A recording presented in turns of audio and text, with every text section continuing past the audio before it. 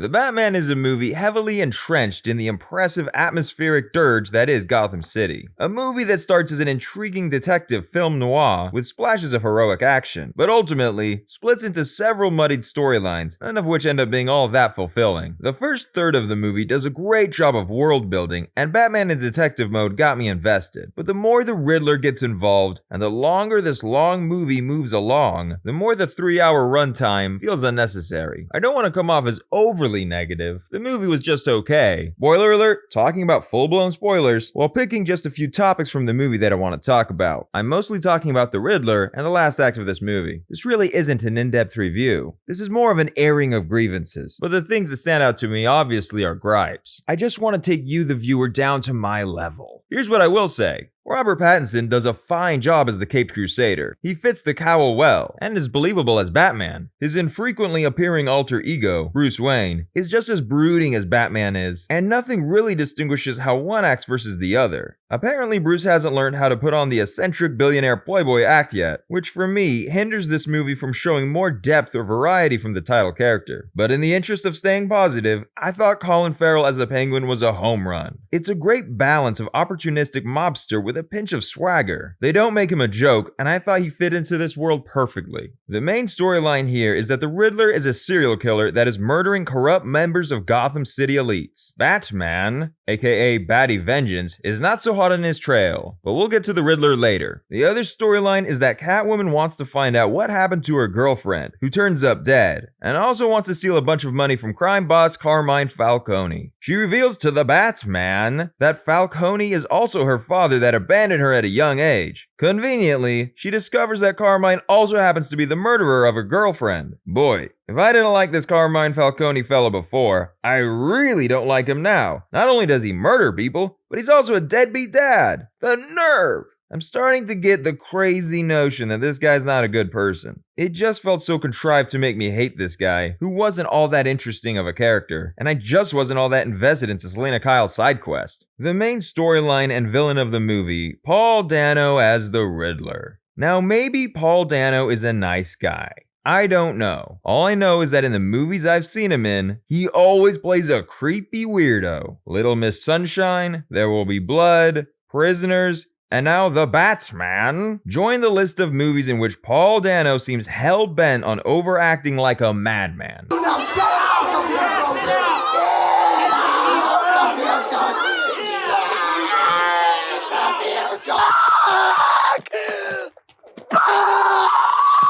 His performance as the Riddler isn't an interpretation of the Riddler the way Heath Ledger has a unique take on the Joker. He's just Paul Dano playing his creepy Paul Dano role, and it just so happens that the credits say he's the Riddler. It's a waste of a great character. But hey, if you love your villain to scream and change his vocal pitch at random because it makes him unpredictable and edgy, not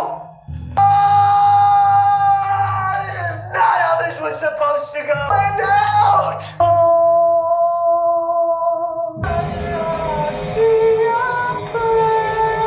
but there's no method to his madness. It's just overacting. Leading into the final act, Falcone is arrested and brought out where the Riddler shoots him dead. Riddler is arrested and brought to Arkham. He thanks Batman and goes on a crazy man speech. Seems like this movie has finally reached its conclusion. But wait, there's more. Out of fucking nowhere, the Riddler informs Batman that there's a bunch of bombs around Gotham that are going to go off and flood the city and murder untold multitudes. So naturally, Batman immediately rushes out to disarm these bombs as soon as possible.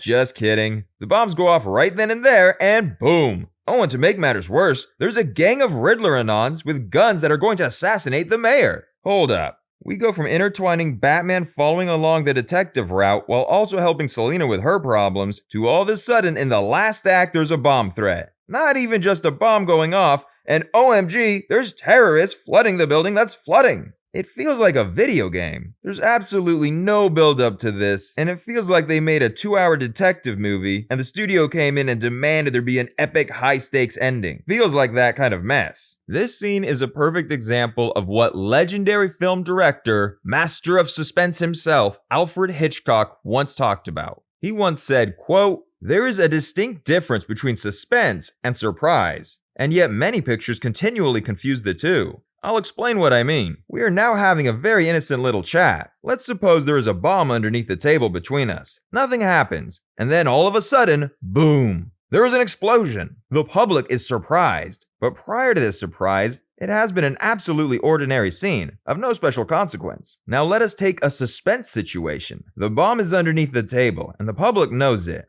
Probably because they have seen the anarchists place it there. The public is aware the bomb is going to explode at 1 o'clock. And there is a clock in the decor. The public can see that it is 1:45. In these conditions, the same innocuous conversation becomes fascinating because the public is participating in the scene. The audience is longing to warn the characters on the screen, "You shouldn't be talking about such trivial matters. There is a bomb beneath you and it's about to explode." In the first case, we have given the public 15 seconds of surprise at the end of the explosion. In the second, we have provided them with 15 minutes of suspense. The conclusion is that whenever possible, the public must be informed, except when the surprise is a twist. That is, when the unexpected ending is, in itself, the highlight of the story. Unquote.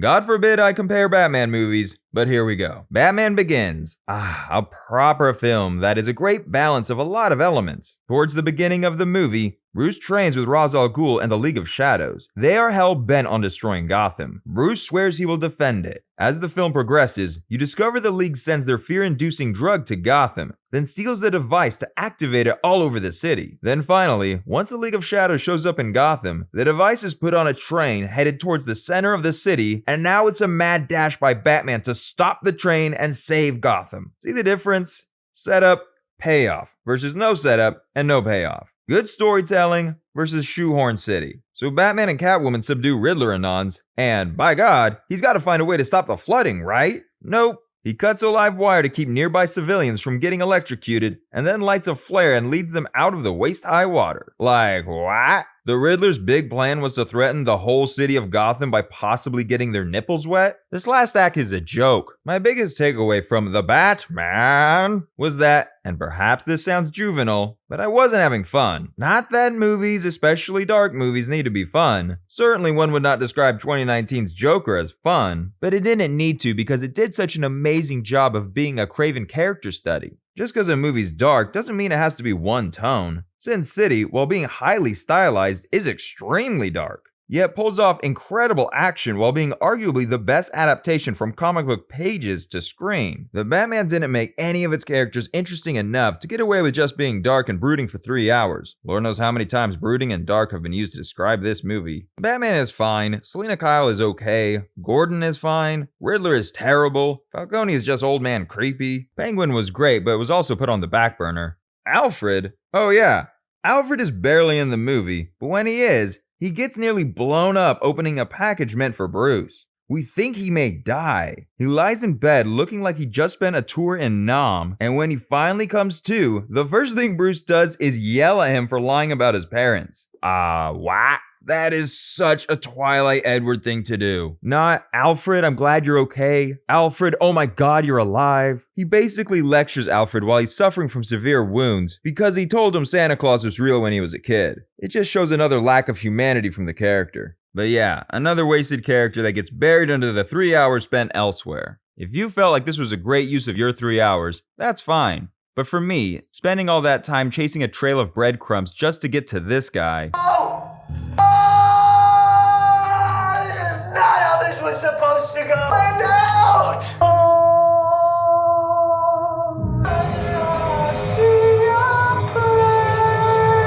Not really worth it.